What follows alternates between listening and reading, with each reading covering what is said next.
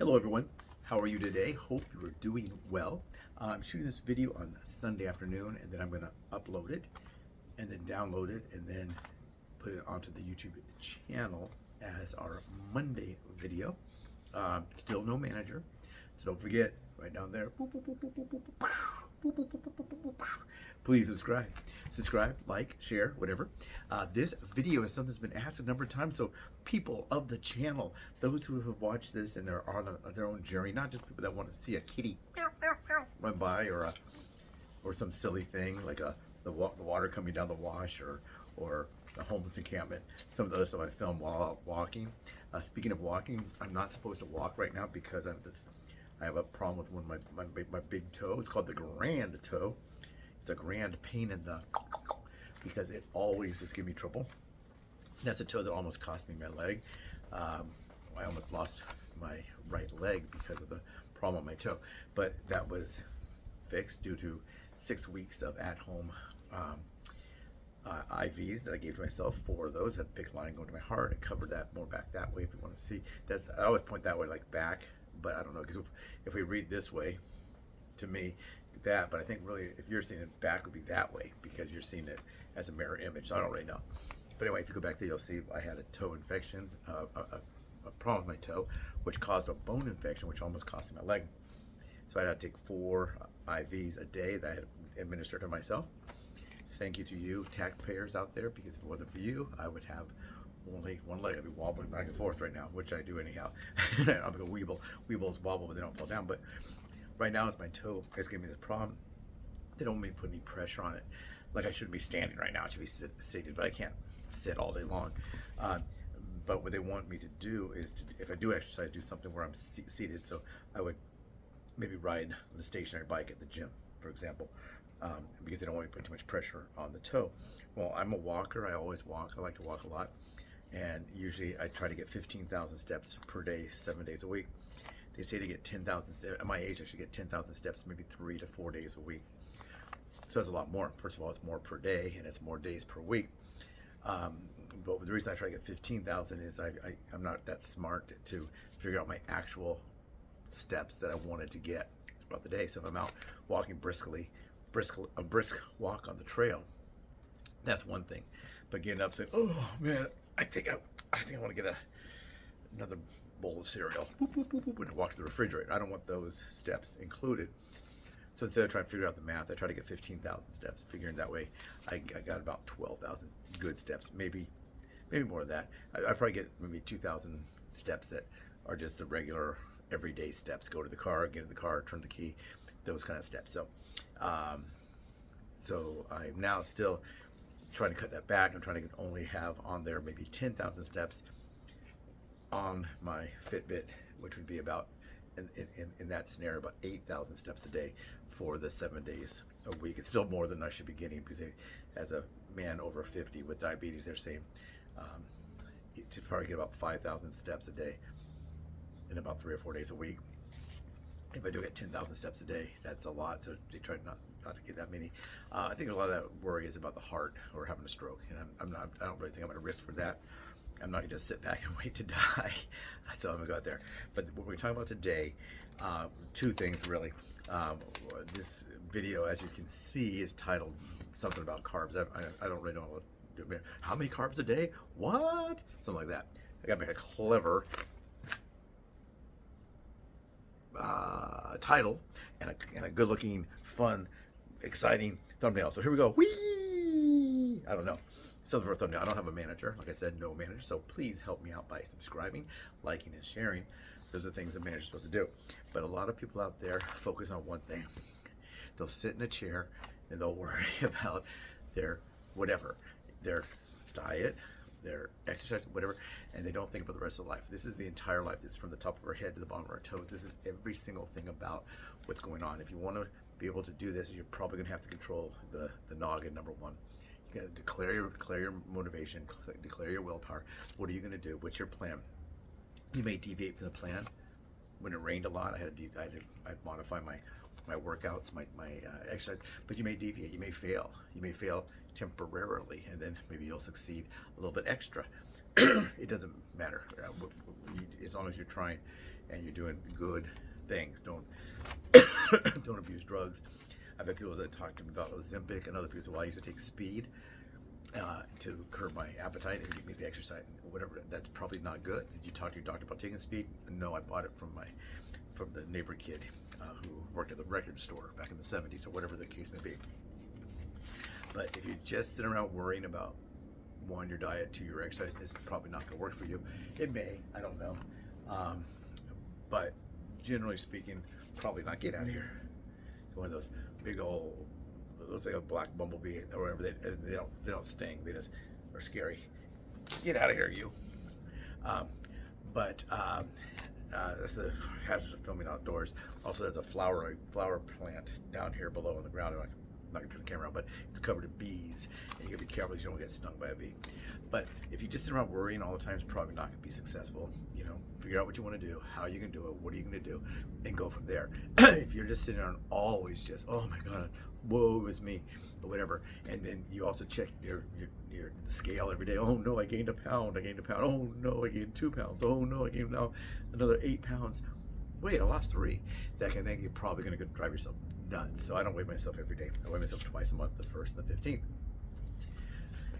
And I was pleasantly surprised that my numbers, my numbers for diabetes, my blood pressure, all my lab works were good. One number had gone up, which was my A1C, and I pretty much knew it was going to be up a little bit. So now I like that, because if everything's good but one thing, it's a lot easier to focus on that one thing. You still got to do everything you're doing on the other things, but the worry and the whatever, you got to really focus on improving one thing. So this, right now, I'm just telling you guys out there, folks, don't say guys, don't say folks, don't say anyone. You, can you say you? I don't know. The person, oh no, that means you're calling somebody a sheep. Who knows in today's world. But this is about the carb intake. We got a little bit of wind going. The camera's going like this. Woo, woo. But this is about carb intake, and I kind of took some notes. I already knew all this stuff, but I want to make sure I had the most recent numbers that they're talking about of what we should do as a diabetic. Now, a type 2 diabetic is different than a type 1. They also have type 3, which is kind of like a combination of both, and they have pre-diabetics. Some people are born with diabetes, some people got diabetes because they got a little too fat. This guy, or whatever the case may be. So the two big things right now people are talking about: how much carbs, how many grams of carbs should we take?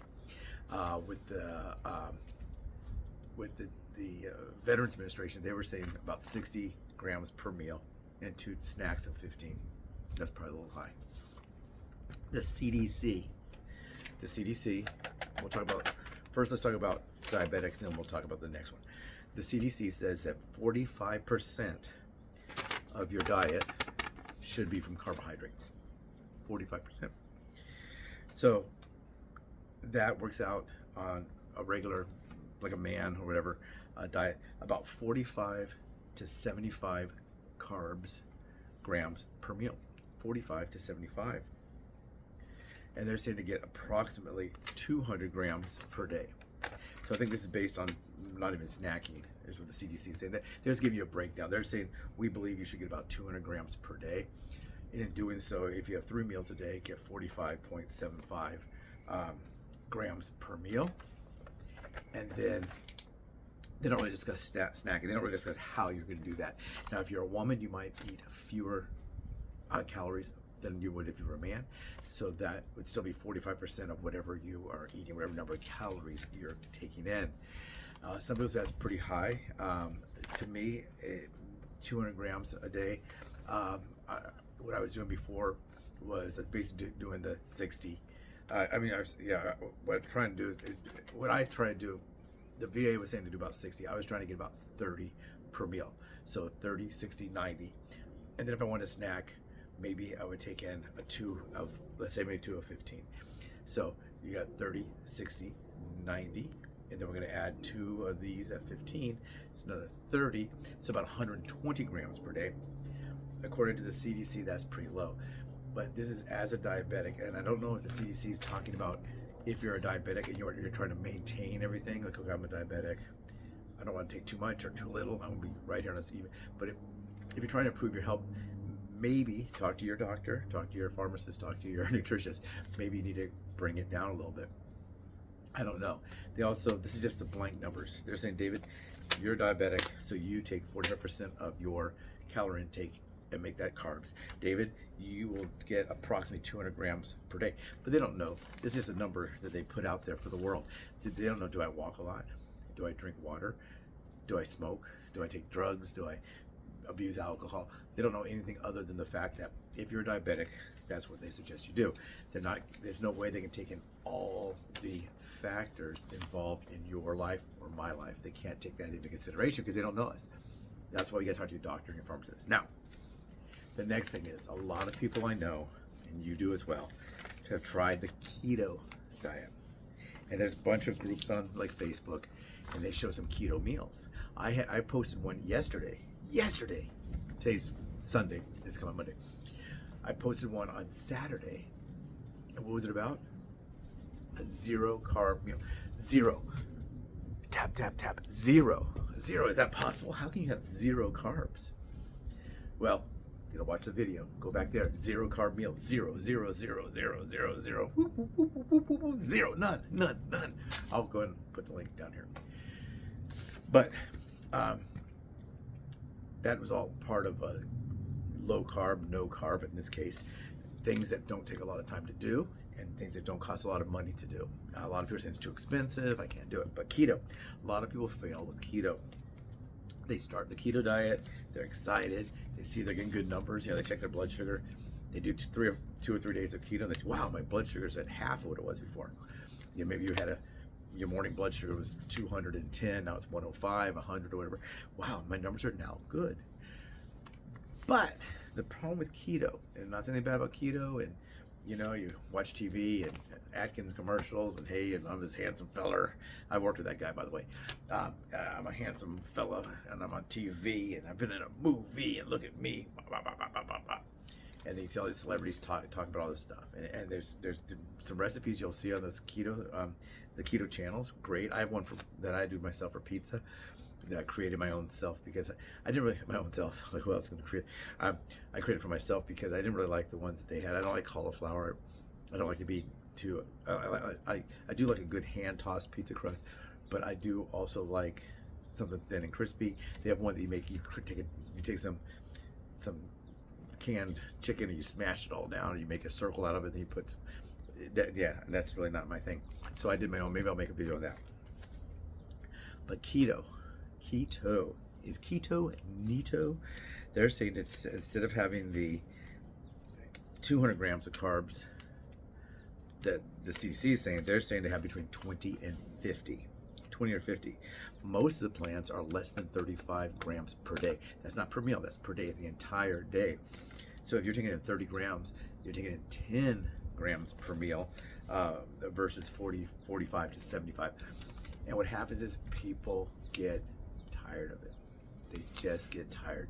I'm not saying it's a bad plan. I don't know if it's a good plan.